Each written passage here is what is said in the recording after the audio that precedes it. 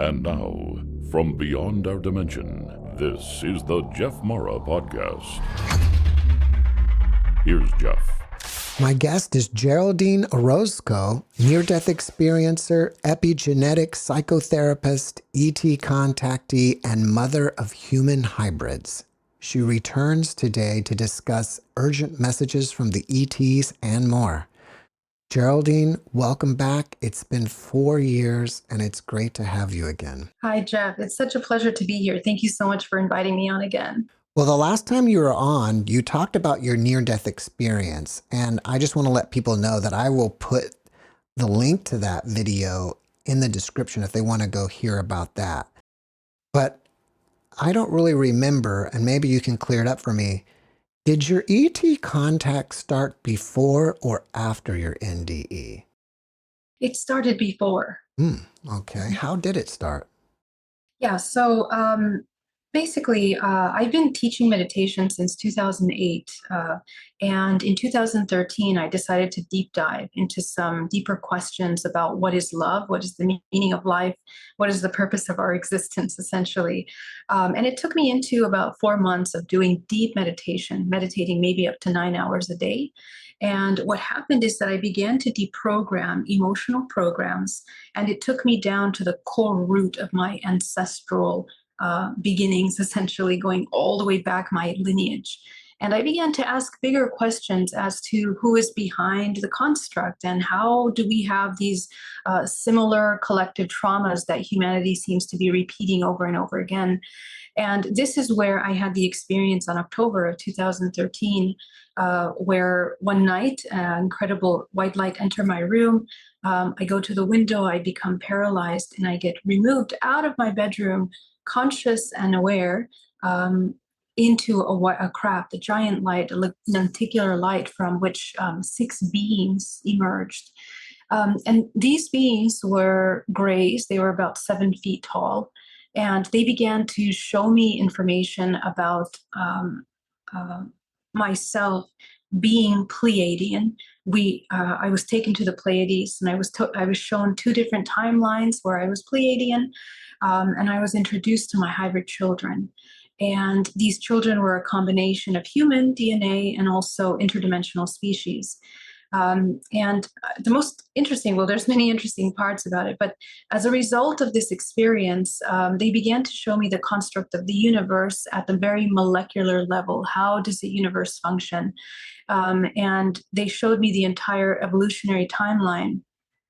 And then I experienced peace for the first time in my entire life and a feeling of profound connection to everything.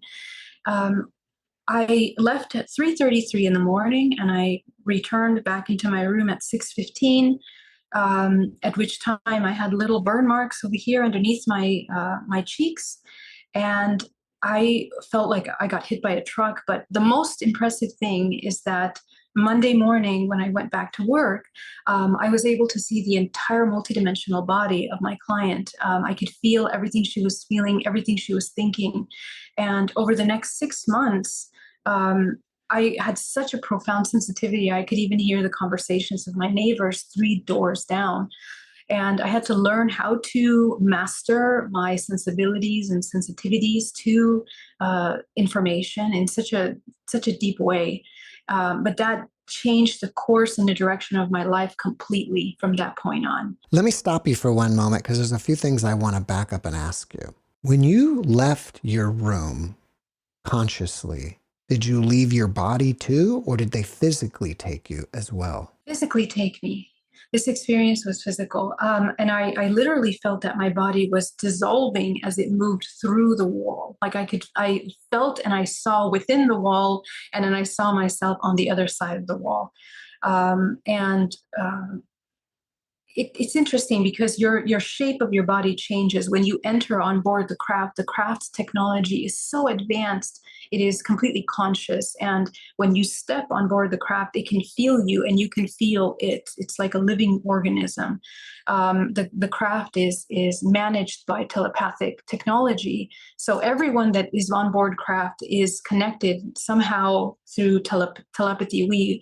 there's like a neural network, a holographic neural network that everyone connects to on board the craft. Um, yeah, so I think I think that transition into another dimensional plane is what activated the psychic abilities. And of course, in my research and my support group now, I have a support group for many years. This is something that I hear over and over again. Contactees enter into these dimensional planes, and it shifts completely how they perceive the world. Activated psychic abilities, and many other gifts like healing abilities as well. I recently had a guest who was brought up to a ship by traveling inside an orb. Is it possible you were in one? Yeah, so that's another thing I wanted to mention, that size and shape and form is completely different in these dimensions. So the craft was huge. It was a gigantic lenticular craft that seemed to move in and out of shape, but it covered maybe about 3 blocks of my neighborhood. I mean, it was gigantic. But when you enter on board the craft, you know, it looks differently inside. It looks larger even than what you're seeing from outside.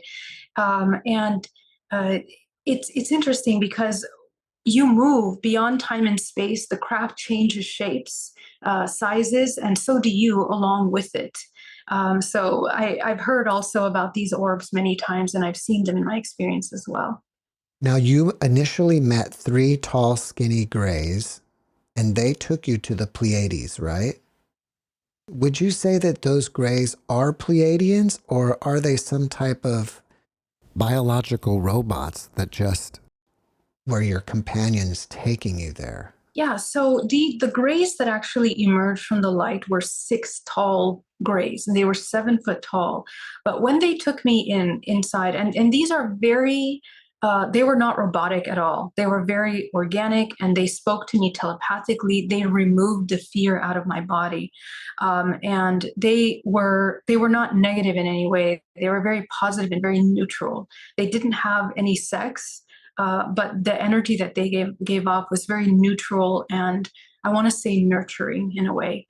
But when I entered on board the craft and I was taken into one of the rooms, there were 3 smaller grays that were holding on to this prismatic hologram with 8 layers from which this information emerged. It was a very advanced holographic technology, and I did get the sense that those grays were of perhaps lesser intelligence per se. They were less of an organic, really high level consciousness as the taller ones. So that I did notice. And of course, there are thousands of different kinds of grays that range from, you know, AI kind of technology, robotics, up to extremely advanced multidimensional beings from different systems. So to answer your question, yes, they were Pleiadians. They were representatives, you can say, of some kind of Pleiadian group. I also want to mention that in councils, and I was shown a certain council, there were many different species that make up a Pleiadian bloodline. So it looks like these races are a combination. They're also hybrid races, like humans are, and that's something that I learned during that experience. Do you think they initially contacted you because after doing hours and hours of meditation, you changed? Or were they already on a mission to contact you because of your previous timeline being a Pleiadian? Right. So basically, I've been having contact since I was 5 years old, but I didn't know that it was contact. You know, I mean, I didn't even have the concept of E.T.s or aliens in my mind.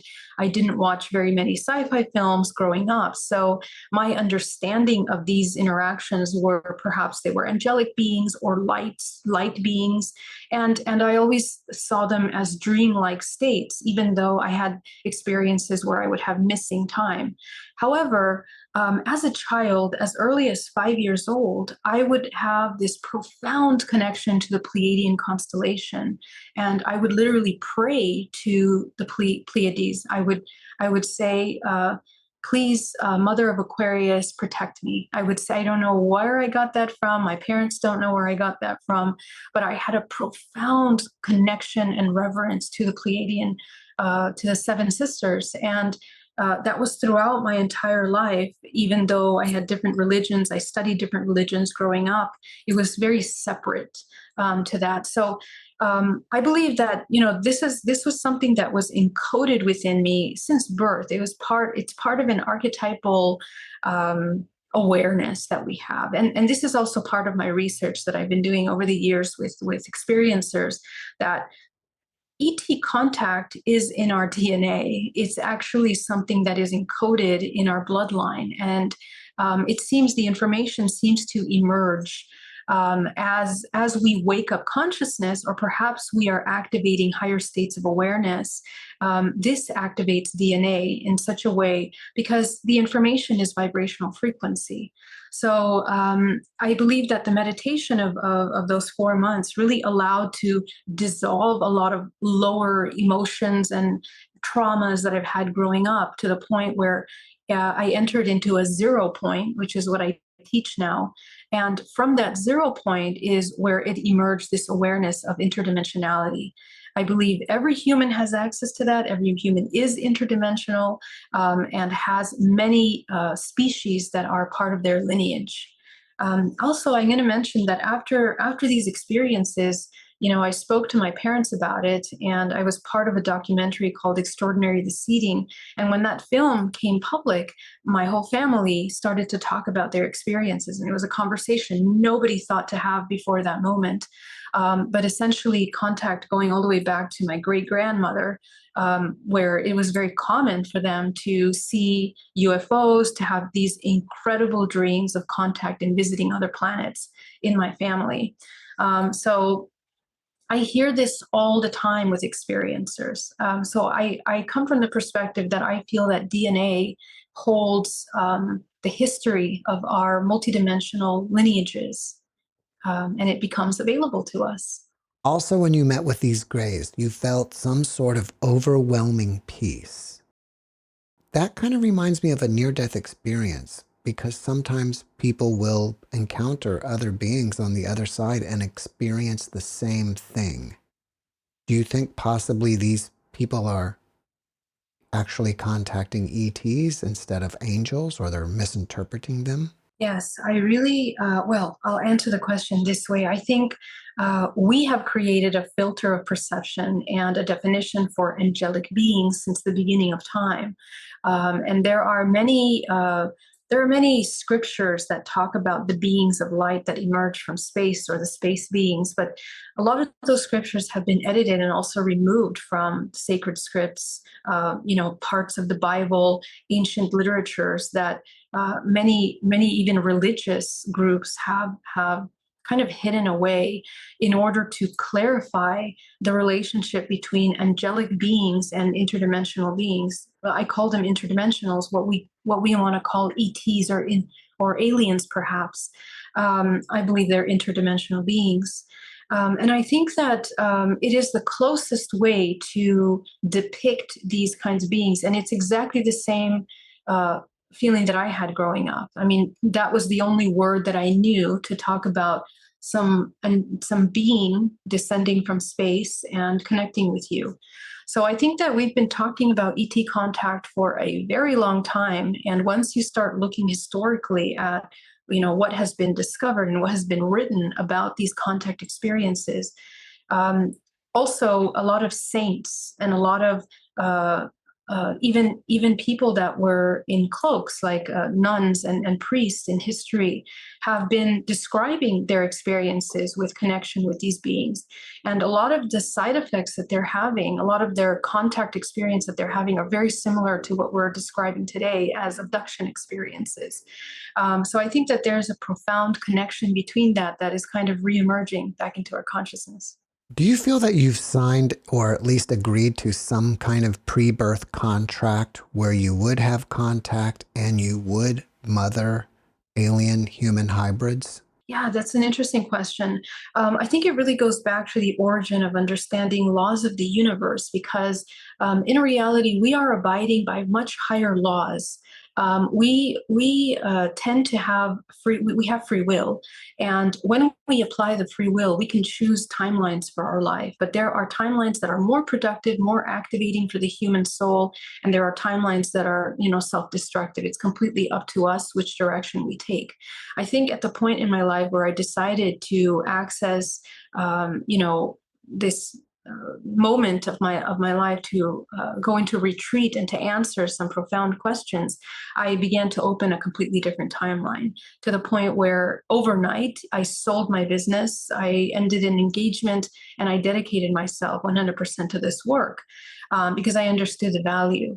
Also, it because DNA and because a lot of this information is in our DNA for a very long time, we tend to have bloodlines in our ancestral lineage. Every single ancestor is making a choice that allows to call forth the soul that is most beneficial for the evolution of that bloodline. So I believe that every human that is born has the opportunity to move, and all the tools to move these bloodlines forward. I think that's what is happening, because everything in my life, even my family, the religions that they have studied. I come from a very spiritual family. Both my parents have studied many religions and took me along with that. It allowed me to have the preparation to be able to go deep into these topics and study deeper understanding of them. So I do think that this is something that we choose collectively in our ancestral lineage, but more so, in this current timeline, we are entering into a higher octave. We just started period 9, and period 9 right now is the beginning of a new era in vibrational frequency. We are literally going into a higher octave. And what that means is that our multidimensional body is expanding. The awareness of our multidimensional is expanding, and we have access to much larger, broader bands of information through the body. And what do I mean by that is that we are essentially becoming more conducive bioelectrically. Our human bodies are bioelectrical. And the more that we meditate, we grow gray matter in the brain, but that also allows us to create higher levels of conductivity in which we can process more of this source energy, this infinite potential in through the body. So every time we enter into a higher octave, we are elevating collectively how much we can process through our organisms. That's based on free will. Essentially, humans that neglect that part of themselves or resist that part of themselves usually end up getting ill, or develop an illness or deep depressions. These are all ways that we stagnate our infinite potential through our physical body. So I definitely think that every new generation is equipped biologically, bioelectrically, and multidimensionally in order to activate strands of information that are specific to the evolution of those ancestral bloodlines. If you look at ET abduction cases from the 80s, the 70s, and maybe the early 90s, they appear to be mostly negative and traumatic, and terrible things happened. But now it seems like it's completely changed, and the majority are positive. Why do you think that is? Well, there's a couple reasons for that. I think that there has been a very profound agenda that was originated in the 50s to kind of distract and change the narrative of ET contact in a very, very strong way. And this is connected to the entertainment industry, where films on the topic, many of them were published depicting that these are predators and that we are unsafe and that we are, in danger if we have some kind of ET contact. And it's pretty much following the same narrative as the church has been doing since the very beginning of time, to suppress this concept of turning interdimensional beings into angelic beings or saints in a way that is controlled. It's a controlled narrative. And so to continue that narrative, to make it look like it's taboo to connect to our interdimensionality, because the fact is that humans have been having ET contact since the beginning of time. We can go all the way back to the ancient cultures of the Hopi. We can go to all the indigenous cultures have a profound reverence and communion with the people of the stars, as they call them.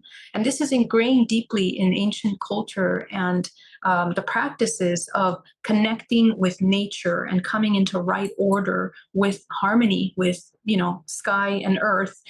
We come into harmony with these realms as human beings.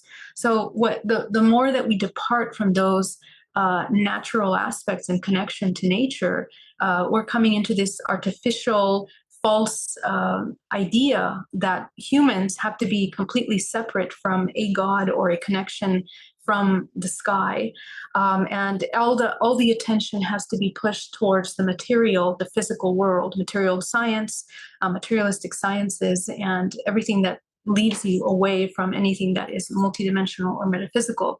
So that is a very, very strong narrative that's existed for a long time. But the funny thing is that now, and this is because of the state that we're in collectively, vibrational frequency, we're moving into a higher octave. It's completely inevitable. And because of the level of our technology now, artificial intelligence, robotics, and we are talking about consciousness and, can these robots become conscious? We're beginning to look at humanity in a different way.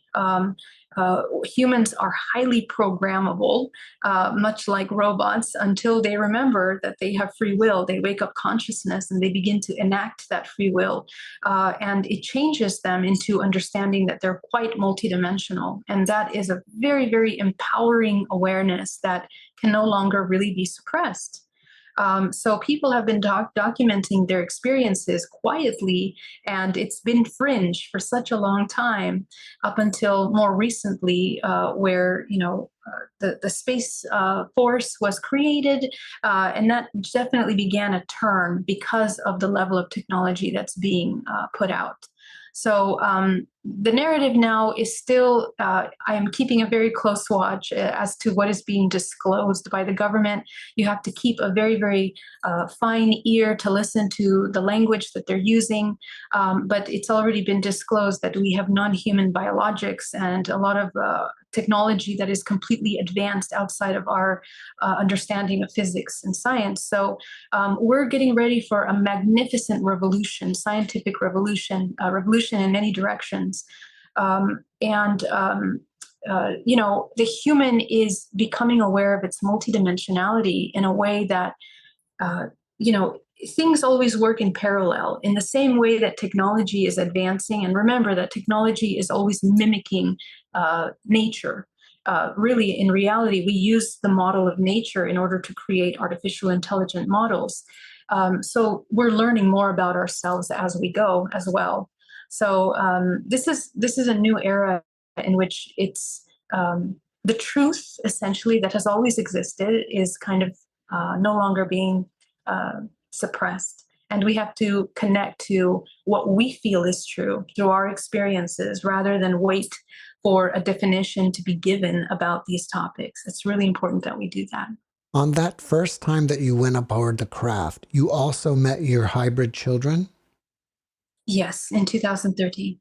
What was it like discovering that you had these children? Yeah, so upon making eye contact with these little beings, first of all, it was completely impressive to recognize myself in them, in their facial features and the way that they would. It was just incredible because they don't look anything like humans. They have a regular human 2 arms, 2 legs, but their faces are completely different. The structures of their bodies are completely different. They have these incredible eyes that are just the pupil is the size of our ocular socket. So it's, and the pigmentations of those colors are just profound. So it's intimidating because they can see right through you. The communication is completely telepathic. They can sense everything that you're feeling and sensing. And as soon as I made eye contact, all of the memories of having previous experiences with them began to flood my mind. And it was overwhelming because I did not understand how I could not have remembered those experiences given my life. I'm thinking, I'm meditating for so many years, I'm practicing being present and aware. Where did these memories come from? How were they suppressed? But that allows you to understand that, in dream state, we are operating in very profound profound ways that we are not aware of until we wake up. Lucidity. Lucidity, we talk about lucid dreaming, and it's extremely important to practice lucid dreaming. But we have to remember this is also a form of a dream. Our current life is also a form of a dream. And the training of becoming lucid in the waking state bleeds into dream state. And this is where you begin to remember and recall what you're doing. Our dream state is actually one of the most important aspects of our human experience because we spend tremendous amount of our time in dream state. In dream state, we are navigating other dimensional planes in which we are experiencing simultaneous lifetimes. What we think are past lives and future lives, actually, those are the lives that we are experiencing in dream state because time is not a linear structure. It is a spherical model in this three-dimensional plane, in this construct. So, when we wake up to these, to the hybrid children, for example, we begin to remember all of these experiences that we've had, and those children may or may not have been created in this lifetime. They may have been created in other alternate timelines, simultaneous lifetimes. So that's something that's so hard for the human to understand and comprehend. We want to see things as linear, and we think, wait a minute, you were 15 when you first had this anomalous pregnancy, which is what happened to me. Being a virgin, I became pregnant, and doctors couldn't understand why, how it was happening, what was going on, and it was combined with these dreams. And so, these experiences are happening in simultaneous timelines, which we feel and we recall in our physical body in this present moment. But we are making agreements in these interdimensional realms in ways that only the human that becomes aware, that wakes up consciousness and begins to embody the free will can actually begin to recover that memory. So, and remember that memory, it's bioelectrical. New sciences created by Dr. Michael Levin talks about the morphogenetic field as a system of bioelectricity. The more conductive we become in our bodies, the more we regain memory, because memory is stored through this bioelectricity. So that's why meditation is such an important aspect of the cultivation of your multidimensional body and recovering memory. Memory, as it was said by many ancient gurus and people that have reached these states, when you recover your memory, that's when you really know who you are, and you are all and nothing simultaneously. When you were with them the first time and these memories were coming back, did you note that you had any emotional bond with them, and did they have that with you as well? They did not have that emotional bond with me. It's as if they knew exactly what was happening.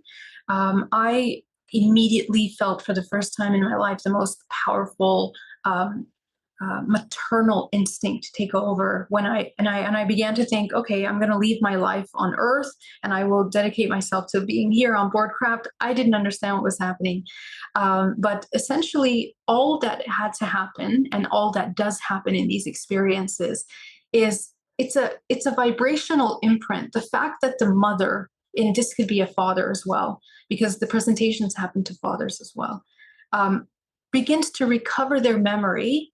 They begin to have access through the field of quantum non-locality and through entanglement in order to interact with these beings.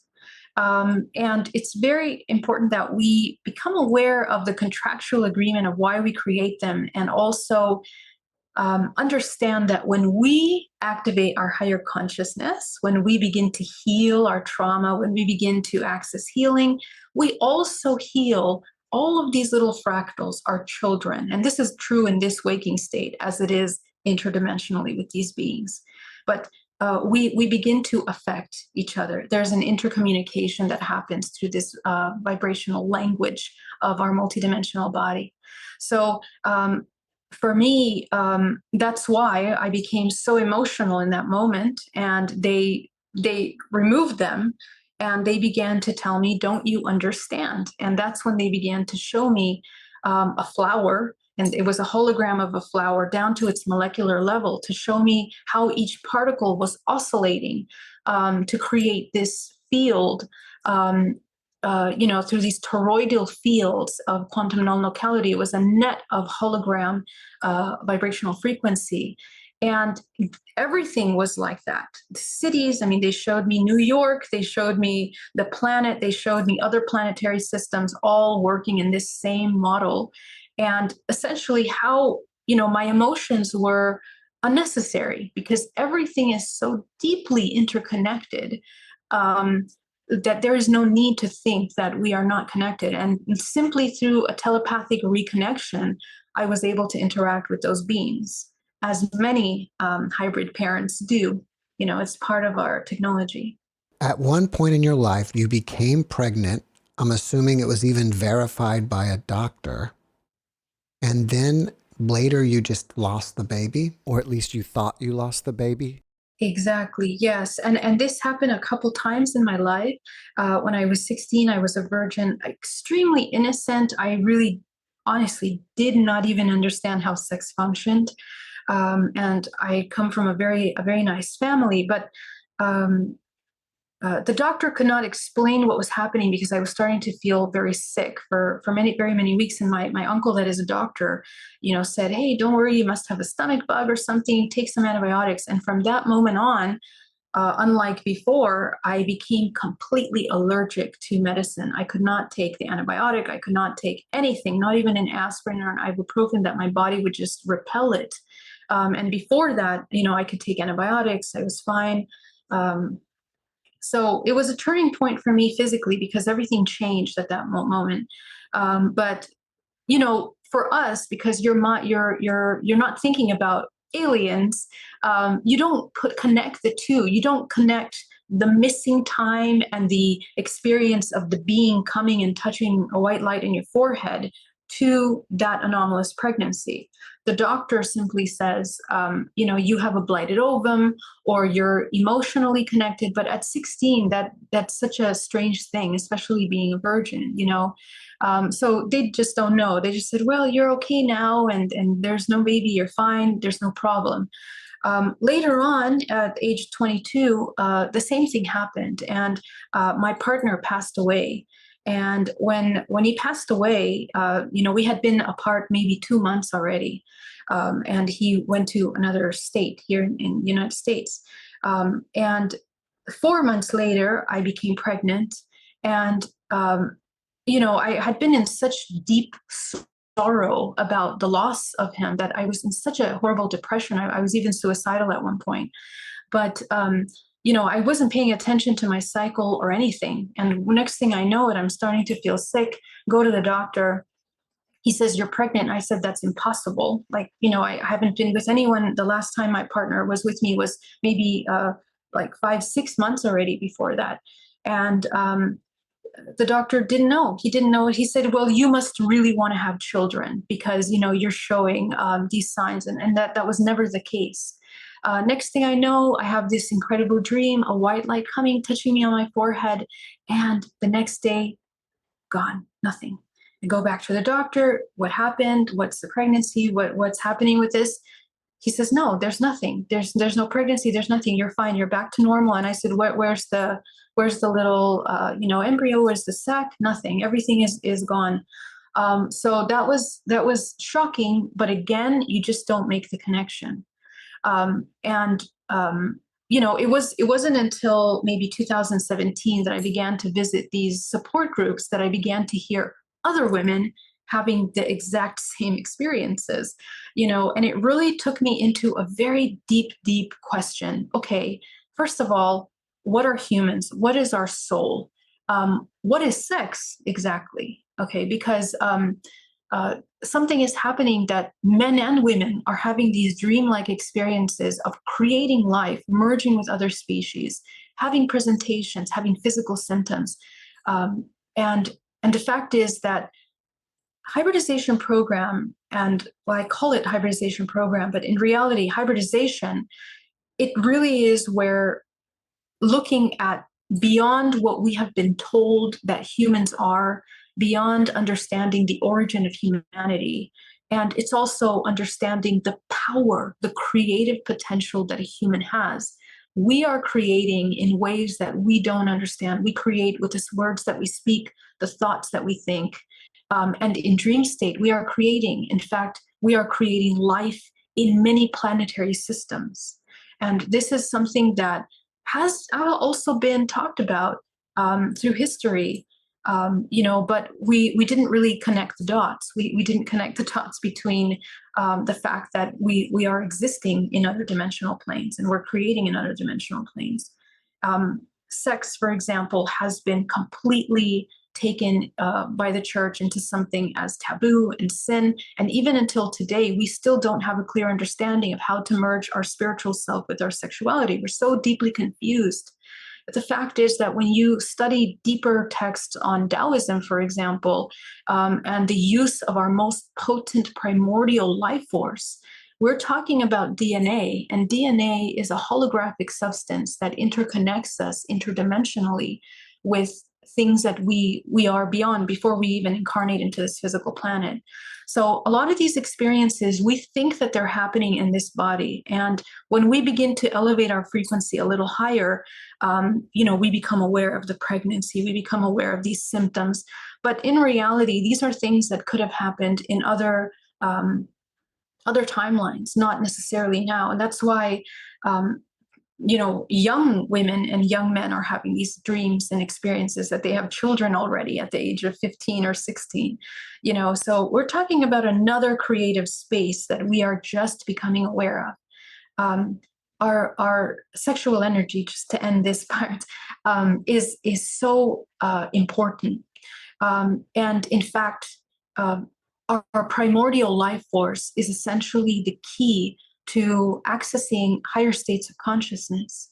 When we use our sexual energy in a transmutational form, the human body heals and it begins to recover this memory. It begins to activate memory in its Akashic level of the seventh, the eighth dimensional plane, and even higher. And this is something that Taoists and many other, more occult Buddhist scriptures have talked about for a long time. After that initial meeting, did contact start to become on a regular basis for you? Yes. And no longer was it something that felt compartmentalized. Basically, having contact and being multidimensional all the time. So the thing is that we tend to compartmentalize ghosts and other beings of consciousness separate from E.T.s. But in reality, we are constantly moving interdimensionally. And if we really understand our DNA that holds, these bloodlines, these alien bloodlines, you can say, or these different species, we are activating that in our physical body. Contact is now something that is conscious. It happens in waking state, it happens in dream state, and it's at will. And I think that it's really important that we learn to become this agile in our interdimensional awareness, to kind of cultivate an agility in how we are interacting every moment of our day. And that requires us to be present, that requires us to ground into the present moment, and to not be afraid, to cultivate kind of a 0 point, which means a neutral state of observation in which we are not afraid of the unknown. This is really important at this phase right now, because more people are having contact experience, more people are recovering their memories and becoming more lucid in their dream state. When you say it happens at will, how does that happen? So the thing is that if you don't learn how to control your multidimensional body, you're kind of like me back in 2013 when when all of my abilities started to come out. Okay, it was such a profound sensitivity, I couldn't even function in the world. So we have to learn how to cultivate our vision. We have access when you start to develop more gray matter in your brain. You become more bioelectrically conducive by controlling and regulating your nervous system.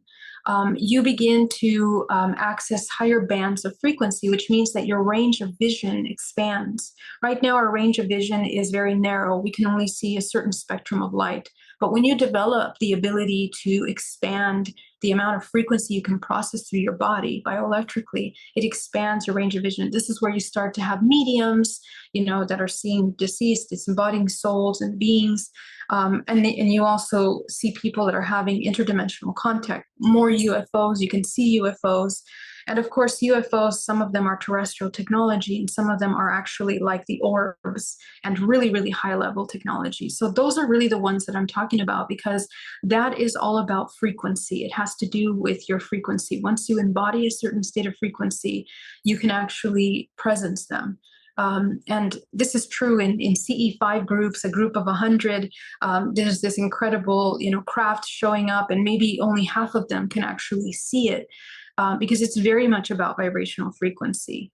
We have to develop energetic boundaries in order to know when to tune in to information.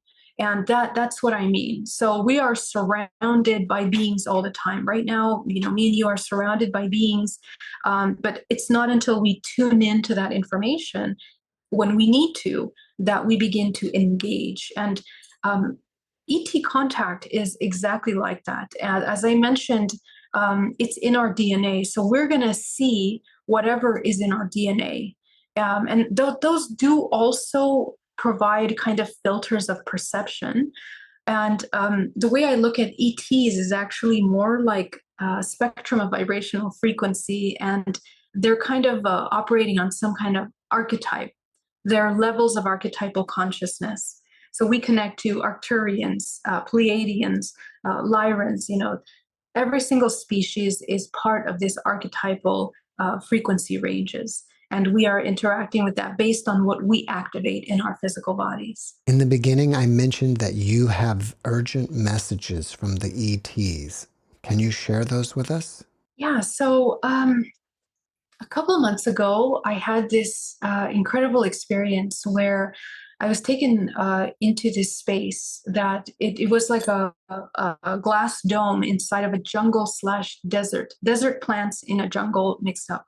And there were a 3-step stage where there were 74 beings that seemed like desiccated mummies that were wrapped in these feather-like, huge, tall feather-like, hats and costumes.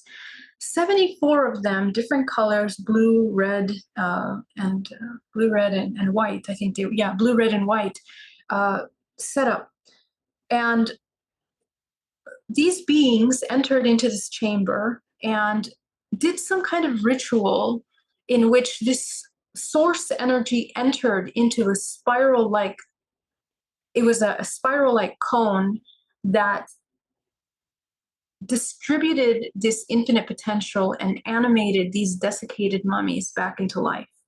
These desiccated mummies came back into life, and it became a chamber of basically remote viewing different planetary systems, different timelines of the human race. And essentially, it was military personnel that entered into the room, humanoids, mixed with these very, very tall beings I've never even seen before. But essentially, what happened is that they began to question, how could we avoid the timeline of the World War III? And they began to show the information holographically in this chamber. And one of the informations that came through was essentially having to do with technology coming from a very high-level leader in the technology of AI, who is working in collaboration with the government recently, to not name any names. But essentially, he led a massive effort to deploy artificial intelligence and robotics into the world through these avenues of government, government union, essentially. And essentially, it was discovered that the war, especially in Ukraine, was based not solely on the political reasons that they disclose, but in reality, it was meant to study and to test essentially a lot of this robotic military and advanced technologies. And that was really the main reason why that war was even created, which was heavily funded by the Russian president and also many of these parts of military, which are funding this change in the world, directing towards artificial intelligence and robotics. So this creates chaos and disruption. And essentially, there is a false UFO event that is created from terrestrial technology owned by this man. And that over Florida and Texas, and it creates this major uproar where people begin to become very afraid. And it's basically spun in a narrative that is showing that this technology, that these beings, any kind of ET beings, are dangerous, and therefore we have to deploy a very profound integrated surveillance system to monitor the skies in a way that is done through satellite technology connecting with AI.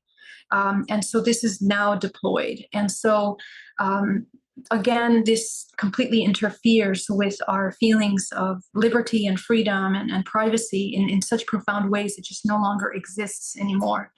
But essentially, we go through a major change because now the whole disclosure of these ETs begins to put into question many aspects of life, including sciences, technology.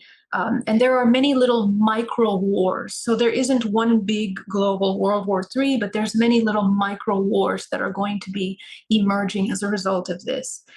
One of which is about education. Essentially, many of the system starts to disrupt. The financial system becomes disrupted as a result of the deploying of this technology because certain systems are now being defunded and the money is being directed directly towards artificial intelligence and those companies. There's also a lot of money going into robotic technology, biological technology, biological warfare, and in also technology having to do with DNA. So the next big thing essentially is focused on gene editing technology. So whether it's with Neuralink or other facets of that kind of technology are going to be deployed, all over the world, essentially. The problem with that is that the narrative is pushing humanity to connect to a network, this artificial network. And it will cause a split in humanity in such a profound way. Humanity will split in a way from artificial intelligence, essentially transhumanism, and organic technology. And essentially, this will begin to destabilize the education system because now they're going to be fighting about what should be taught in schools because history will become somewhat obsolete because of this new research coming out about ET consciousness. It's going to come to the forefront because people are going to be asking questions. Well, if there's ETs, what does that mean for us and where do we come from? And essentially that will kind of destabilize religious sects as well. And people will begin to change educational systems. The concept of paying $250,000 for an education will become obsolete overnight. That will cause major chaos because now we don't know what are we teaching in schools, and it will want to direct the information. It'll be another push for implementing artificial intelligence into schools and in the education system. And essentially, this is another layer of transhumanism psychologically that will take over, essentially, potentially, if humans choose that. But the split between the human race is particularly interesting because one way is that the humans will be pushed psychologically through major events and narratives that will make people think that they absolutely must be dependent on this technology that combines with the body. So the human race that goes in the direction of the organic technology, what they said is that it is extremely important that the human learns how to heal themselves. Because the humanity splits, now the people that are developing self-healing technology become a target because the focus turns to DNA. And more information about DNA becomes available to us. We begin to understand the holographic nature of DNA, the morphogenetic field, which I talk a lot about in my work and my research. But essentially, the interest becomes in finding now pure DNA, people that have not been tainted by artificial and technology. Because what happens in the long run is that those that become more transhumanist, they begin to experience severe deterioration of their DNA code because of gene editing, and because DNA is such a holistic system that connects not only the human but with other human beings through the morphogenetic field. It starts to create other kinds of diseases and debilitations in the gene code history, in the library of DNA, to the point where new diseases begin to emerge. One of those diseases being targeting the pineal gland. I'm not sure exactly what that is, but it's a debilitation of the pineal gland that essentially results in human race not being able to reproduce properly. It was also shown that this is a timeline that has taken place in many other planetary systems. So what happens is that the presence of the beings become available. We somehow merge with other planetary systems that come to the aid. And one of the things that was described to me was that the reason why we are more in contact with ET now than ever is because there is a very strong intention to help humanity navigate this major split in the human race, directing humanity towards the natural without making the same mistake that many civilizations have taken in the route of the transhumanism. Transhumanism is the death of humanity because of the nature, our real nature, the way that we actually operate as organic technology and intelligence. So there will be kind of like a witch hunt of some sort, like there was in the Dark Ages, but this time it's about DNA. So those that have maintained their organic technology and that have activated their ability to self-heal and self-regenerate are needing as a must to activate telepathic abilities. This is not something that's in sci-fi films. Every human is telepathic. Every human can remote view. Every human can heal themselves. Every human is intuitive, and we can also communicate with other species in other dimensional planes. And that kind of technology must be cultivated by humanity at this time. The purpose of that is that when humanity goes through this split, these kinds of spiritual groups are going to kind of go into hiding into the forests, essentially away from the cities, because the cities are going to be very connected to this AI network. And those humans that are following transhumanism, unfortunately, the tables will turn. Usually it's going to be the elites that are taking this technology in openly. The entertainment industries are going to be taking this technology in full-heartedly. But as the tables turn, because this technology is transhumanist, it won't work organically with the natural ascension of the earth. And essentially, they will fall in the hierarchy of intelligence in general on the earth. Because you cannot mimic organic technology. You cannot mimic the advanced multidimensionality of the human physical body as much as you can try. So this is what we will learn in a very painful way if we take this route. Essentially, the human becomes completely essential, and something like these Star Wars Jedi kind of world is kind of the future that we're headed.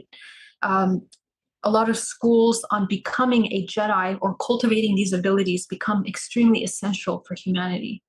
And our planet opens up to another planet. I don't know if it's Mars or the moon, but essentially a lot of these species that have been made to be transhumanist are now taken into some of these other planetary systems that we now have created little civilizations. And they teach there. They're teaching humanity.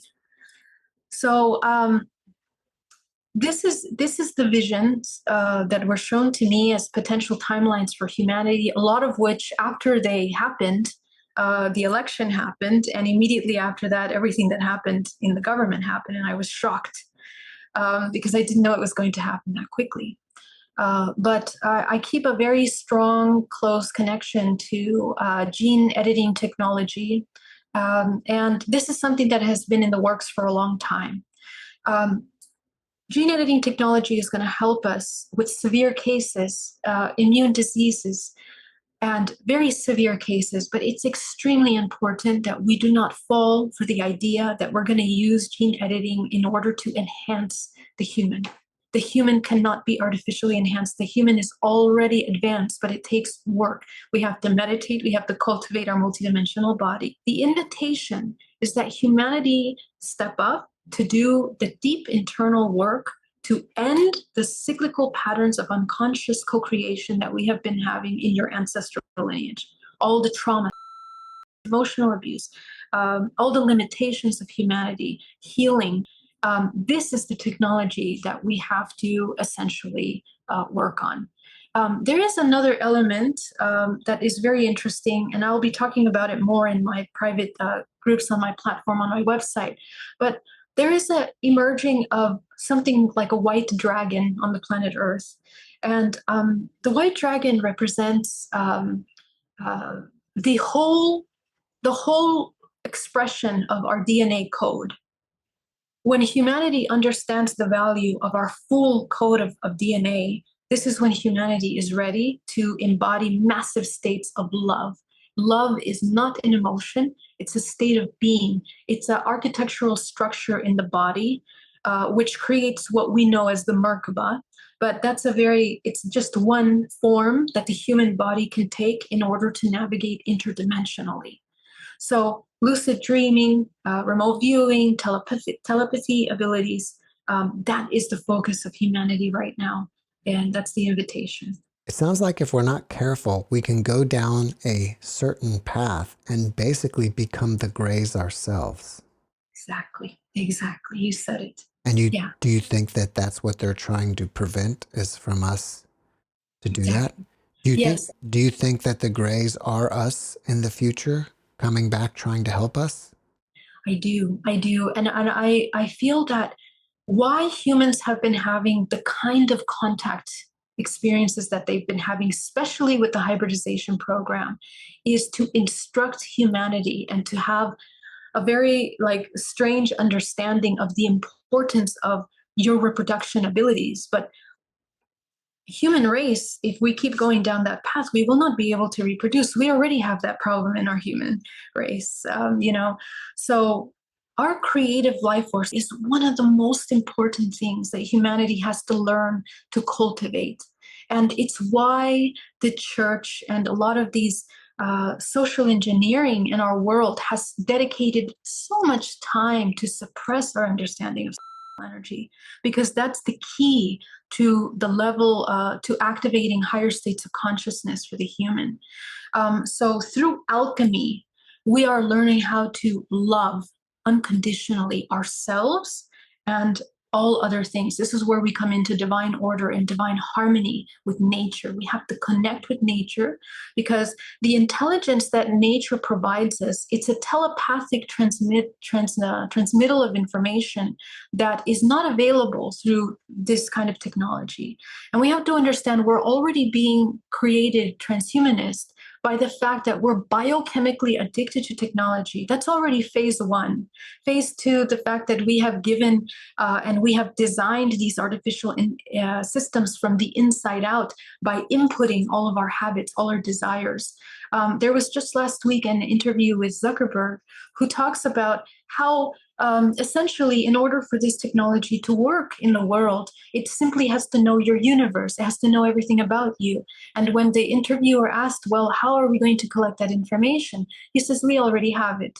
So, we've been providing this information blindly. And another thing is that through companies like 23andMe, we've been donating our DNA. And the medical industry is going to go through a major revamping as well. It will be focused on DNA sequencing. You can see absolutely everything about your DNA. You can see your medical history. You can see allergies. You can see everything. This is a powerful source of information when it's in the right hands to help support, elevate humanity. But if it's in the wrong hands, once again, we're going to fall into a slavery of unconsciousness and codependency in parasitic systems that do not have our ascension in mind. So we have to be very mindful of that and choose consciously.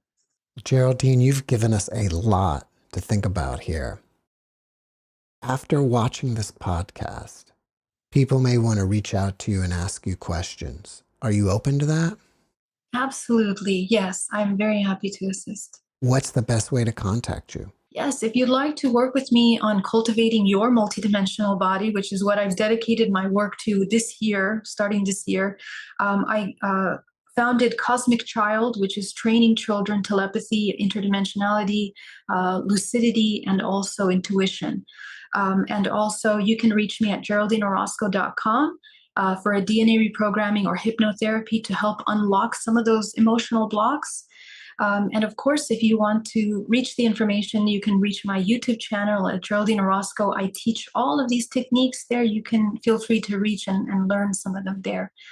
So, Jeff, thank you so much for having me. It was such an honor to share this time with you.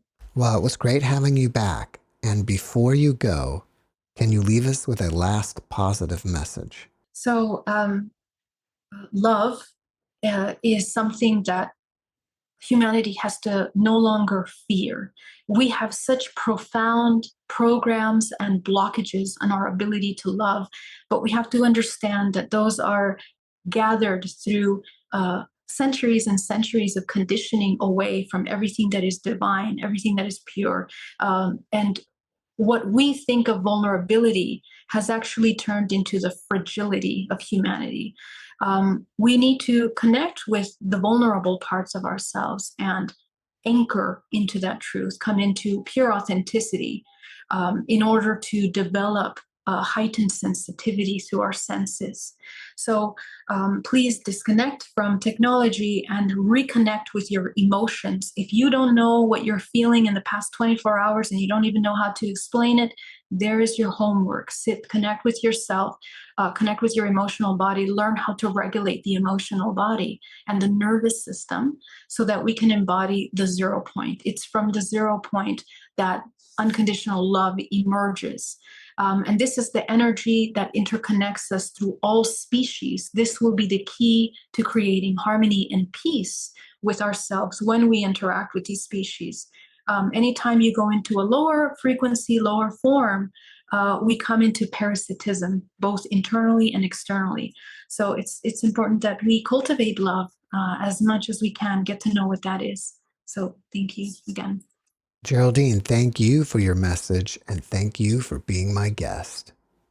It's my pleasure. Thank you, Jeff. Thanks for watching the JeffMara podcast. I really appreciate you. Another way to show support is through YouTube memberships. And if you do, there are loyalty badges and other perks depending on your level of membership. All you need to do is click the join button underneath the video to find out more. Thank you for your support.